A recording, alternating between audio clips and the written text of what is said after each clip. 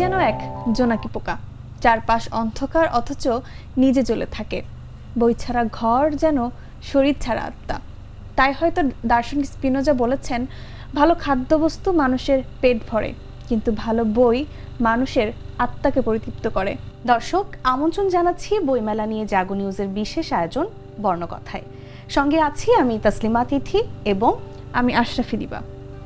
একটি বই একজন লেখকের কাছে তার সন্তানের মতো। লেখকের জীবনবোধ, জ্ঞান, প্রজ্ঞা, দর্শন থেকে সৃষ্টি হয় একটি বইয়ের। খুব যত্ন করে লেখকের জীবনের অভিজ্ঞতা, আবেগ, অনুভূতি ছোট ছোট অক্ষরে সাদা কাগজের উপরে ফুটিয়ে তোলেন একজন লেখক। এই যেমন এবারের বইমেলায় লেখক হিমালয় পায়ের ডিটাচমেন্ট টু ডিপার্চার বইটি প্রকাশিত হয়েছে। এই বইটি লিখতে তিনি 150-র মতো রেফারেন্স বই পড়েছেন, দীর্ঘ সময় ভারতে সময় কাটিয়েছেন। সবচেয়ে মজার বিষয় হলো 124 জন মানুষের টাকা থেকে নাকি লেখা হয়েছে বইটি। চলুন তার থেকেই শুনি ভিন্ন এই অভিজ্ঞতার কথা। ইন্ডিয়া যে যাব, আমার কাছে তো টাকা নাই। তখন আমি আমার যারা ঘনিষ্ঠ আছে এরকম 160 জন মানুষের একটা লিস্ট করলাম এক্সেল শিটে। তাদের মধ্যে 124 জন আমাকে অনুদানও দিল।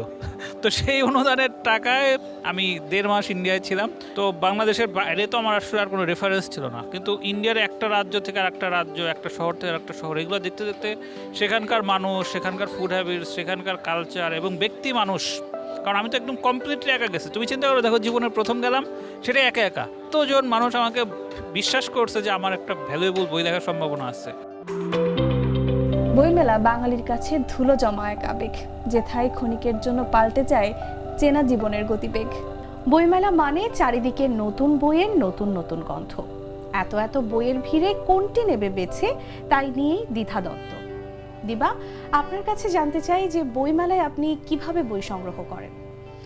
আসলে যখন থেকে ফেব্রুয়ারি মাস শুরু হয়, ফেব্রুয়ারি মাস শুরুর আগে থেকে কিন্তু অনেক পরিচিত প্রিয় লেখকের বইগুলো আসতে শুরু করে, যারা প্রথমবার বই লিখেন, যাদের বই অনেক আগে থেকে পড়ে আসছি। পুরাতন লেখক যারা আছেন তাদের বইয়ের প্রতি তো একটা আলাদা আবেগ অনুভূতি কাজ করে। এবার আমি চেষ্টা করি যে নতুন যে লেখকগুলো আসছেন তাদের কিছু বই সংগ্রহ করার, তাদের বই অ্যাটলিস্ট প্রথম একবার পড়ে দেখার জন্য যে তারা আসলে বইয়েতে কি তুলে ধরার চেষ্টা করছেন। এটা আমার প্রথম প্রায়োরিটি থাকে। এবং যারা প্রিয় লেখক আছেন তাদের বই তো আমাদের তালিকায় থাকেই যে এই বইটি এবার মেলায় এটি সংগ্রহ করতেই হবে। তো পাশাপাশি আমি নতুন লেখকের বইগুলো কিন্তু সংগ্রহ করার চেষ্টা করে থাকি। বইমেলা যেহেতু নিশ্চয়ই ঠিক করে রেখেছেন কোন বইটি কিনবেন, আমাদেরকে একটু জানাবেন কি? আসলে এবার বইমেলাতেও একটু ভিন্ন ভিন্ন বই কিন্তু আসছে এবং আমি বেশ আগে থেকে লক্ষ্য করছি যে আমি প্রত্যেকটা নিউজ পড়ার চেষ্টা করি যে কার কার বই আসছে, একটা তালিকা কিন্তু তৈরি করি।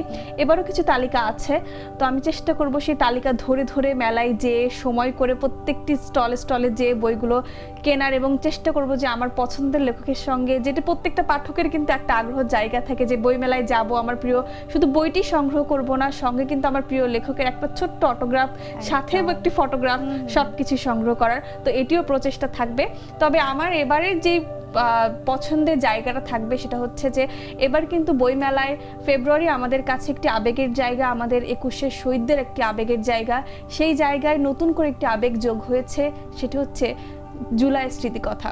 এবং জুলাইয়ের স্মৃতিকথা নিয়ে, জুলাই শহীদদের স্মৃতিকথা নিয়ে কিন্তু এবার বইমেলায় বৈষম্য বিরোধী ছাত্র আন্দোলন একটি স্টল দিয়েছে। আমার সেখানে কিন্তু যাওয়ার যথেষ্ট পরিমাণ ইচ্ছা আছে এবং আমি সেখানে যাব। একদমই, জুলাইয়ের স্মৃতিকথার কথা যেহেতু বললেন, তো দর্শক চলুন তাহলে দেখে আসি জুলাইয়ের স্মৃতি দিয়ে সাজানো কি থাকছে বৈষম্য বিরোধী ছাত্র আন্দোলনের স্টলে।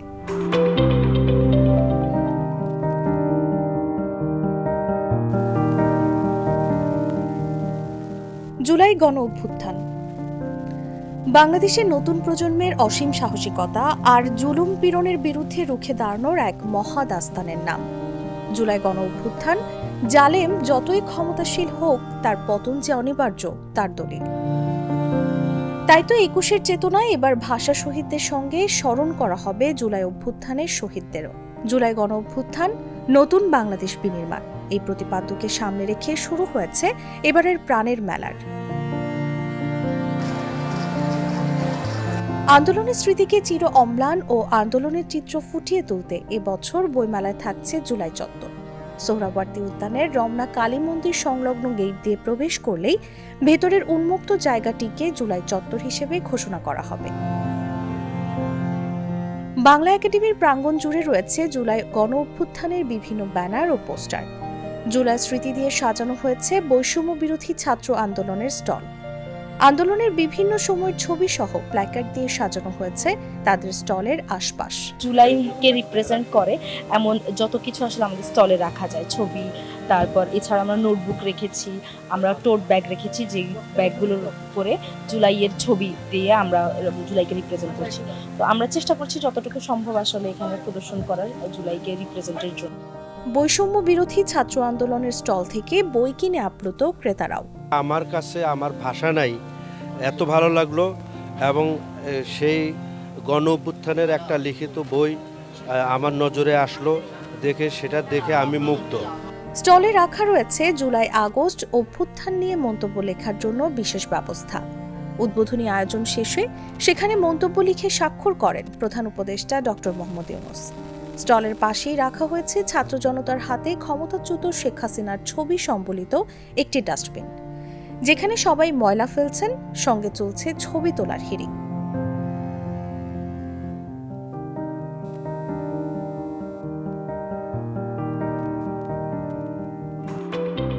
সত্যি আবার যেন ফিরে গেলাম সেই জুলাই। দর্শক অবশ্যই ঘুরে আসবেন এই স্টলটি। বই মানুষের চেতনার জগৎকে সমৃদ্ধ করে। ডক্টর মোহাম্মদ শহীদুল্লাহর ভাষায় যদি বলি, মানুষের জীবনে 3টি জিনিস সব থেকে বেশি প্রয়োজন: বই, বই এবং বই। তাই হয়তো নেপোলিয়ন বলেছিলেন, অন্তত 60,000 বই না কিনলে জীবন অচল।